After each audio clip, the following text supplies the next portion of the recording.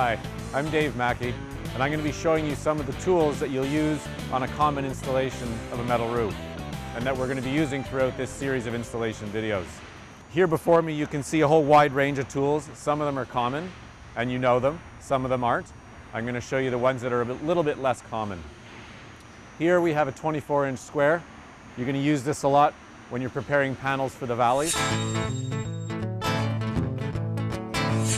Similar tool here is a 12-inch square, you're going to use for leveling and doing plumb cuts along the ridge line and various other places, cuts and bends. We have a rivet gun, which we'll use in tandem with the 1/8" drill bits. This is used a lot on ridge lines, hips, trim along side walls and end walls.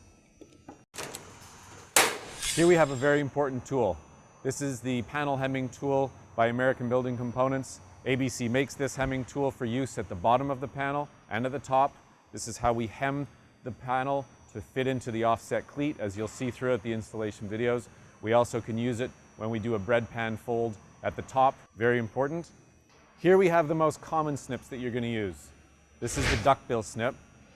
It makes for a clean, long cut that you're going to use when cutting through the flat of the pan. And these two snips, especially the red-handled pair, these are what you're going to use the most throughout the installation of your metal roof. They make for a serrated cut. They can make very tight cuts as you cut around plumbing vents and other roof openings. And the most common cut that you're going to make is usually 1 inch deep, especially when you're preparing the ends of panels. So rather than have you reaching for your tape measure every 5 seconds, I'm going to give you a quick tip on how to save time, make your life a lot easier. So what I'm going to do now is I've taken my tape measure. I'm just making a mark with a Sharpie at 1 inch, making sure that it's on both sides of my blade.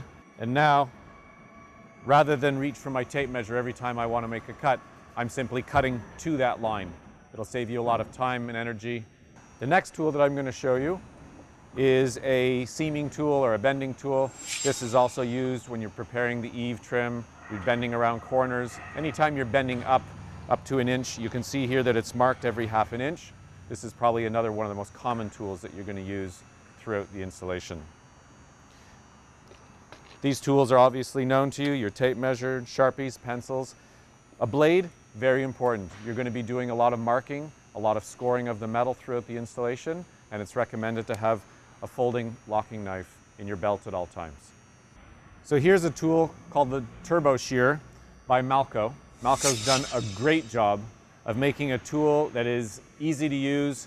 It snaps onto the end of a cordless drill, and in 2 seconds you wind up with a metal shear that makes beautiful clean cuts. You can cut along a panel super fast. You can see here, it's a great tool. I highly recommend having it in your tool bag. The last tool I'm going to show you seems pretty straightforward. It's a straight edge. Highly recommended. We do a lot of long markings on the panels, especially in the valley. So you're going to want a straight edge on site.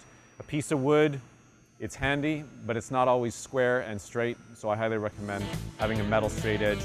Approximately 5-6 feet is perfect.